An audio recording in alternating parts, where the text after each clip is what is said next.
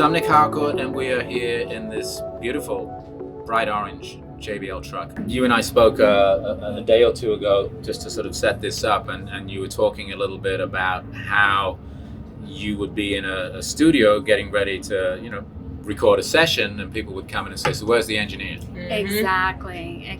So I dealt a lot with that, and initially when I started doing internships, I would experience things like men who would come in after me that maybe weren't putting in as much effort and were progressing and getting opportunities that weren't present to me. So after my first internship, I actually quit that internship because it was like really unfair, and stuck my nose to the grind. And anytime there was a studio session or any of my friends were doing anything musical, I was like a fly on the wall. And eventually I landed my first in-house position at Sobe Swag Labs as an in-house engineer. Right. And that was an incredible and such an empowering experience for me, to finally be taken seriously. And as you mentioned, as I told you earlier, people would show up and walk into the studio, and I'd be sitting right behind the SSL Duality with Pro Tools session up, and they were like, "Where's the engineer?" Right here. So how do you turn that into self-empowerment? Well, honestly, I always feel like actions speak louder than words. So I had to work 10 times harder to be that much better and to overcome those stereotypes. So I recall, having a 9-to-5 job, and in between customers, I was studying my Pro Tools books, and anytime and after that, I would go to the studio and have these sessions till 2-3 in the morning, and it was just really challenging for me as a woman. But I knew early on too that I was a very strong individual, and I was again fortunate to have that support. Having my mom and my sister and just like loved ones who supported me was such a huge part of my ability to grow in those circumstances. And it's largely the part of why I created Girls Make Beats, so they have that sense of community and support. Now, you and I have both had the great good fortune to work in radio, yes, sir. Albeit in very different sides. Oh, you were radio personality. Did you notice? I've been in alternative and public radio. Yes, You've sir. had great success in hip hop and R&B. Thank you. Tell us about that. Tell us about your radio career. Sure. Yeah. So I started with initially it was Clear Channel, and then it developed into iHeartRadio. So with WMIB 103.5 The Beat in Miami, yeah. And also with Top 40 Y100. But I just do Miami, and it's something we call PC. So we record for a station, and it goes out to hundreds of other stations. Yes, you're familiar with that. Yeah. But I love radio because I think it's an extension of music, because I can't see the people, but I have people in my head, honey, and then I just talk to you. And yeah, that's why I love radio. It's an extension. I remember when I first got into it, and I was so scared the first time I ever went on the air. I don't know about you, but I was like so scared. and I did screw up right at the beginning. But, that's all right. What I decided to do at the beginning was to just pretend I was talking to one person. That's what they say. And because I didn't want to curse on the air, because I curse a lot in real life, I pretended it was my mom. Right? Good job. Right. You're not going to curse in front of mom. In this career, I think I've slipped up maybe twice, but it's not too bad. Did you hit the dump button or no? No. Okay. It all went out live.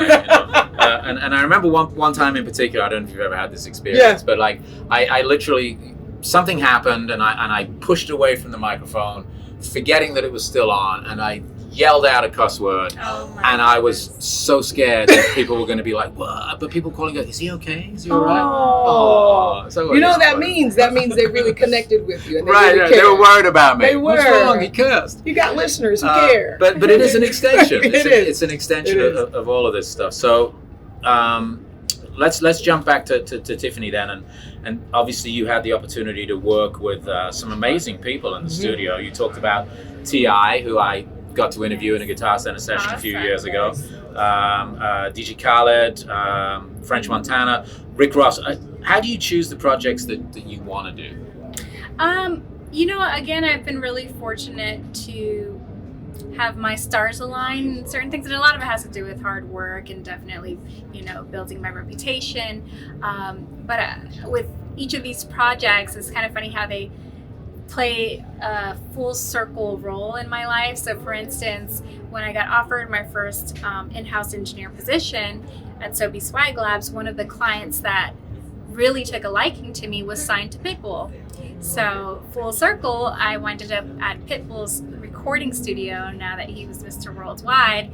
And, you know, he even came in a couple of sessions and he was like, how's your mom? Oh my God, it's been a long time. So, you know, that was pretty cool. And then, you know, building that circuit, just like with anything, like once you get the ball rolling, it's a snowball effect. So because I was working with those two studios, there were some producers by the name of Cool and Dre in Miami. They got wind of me. Actually, they didn't just catch wind of it. My mom was at the gym talking to people as she normally does. Hustling. Mom was hustling. That's the Yeah. And it just so happens that one of their, I think, cousins or something went to the gym and they're like, oh, my cousin's Cool and Dre. And my mom was like, oh my God, my daughter used to sing hooks for them when she was 15. So then we winded up meeting together again, full circle. Dre took a liking to me a lot and asked me to become his in-house engineer. And it just so happened that Dre was best friends with DJ Khaled. So a lot of times that I'd be tracking Dre, he'd ask me to go over to Khaled's, and of course, naturally, Khaled had projects that he needed an engineer for. Right. I'm there. It happened. So he wound up being one of my clients as well. And within that circle, you know, they're also very closely knit with the whole Miami squad, you know, and Rick Ross. So then I get the call from Rick Ross. I hear you're an engineer. So these opportunities, you know, they're actually all really related to each other and have played, and they're connected. And again, have that kind of full circle effect for me. And out here in LA, our LA chapter leader, her name is Whitney. She's just been really amazing in creating opportunities for the girls. And she is the vice president of Record Plant. So she got a request, a very specific request from Lil Uzi Vert for a female engineer. She doesn't have any female, well, they just brought on one female engineer to the staff. She's fairly new.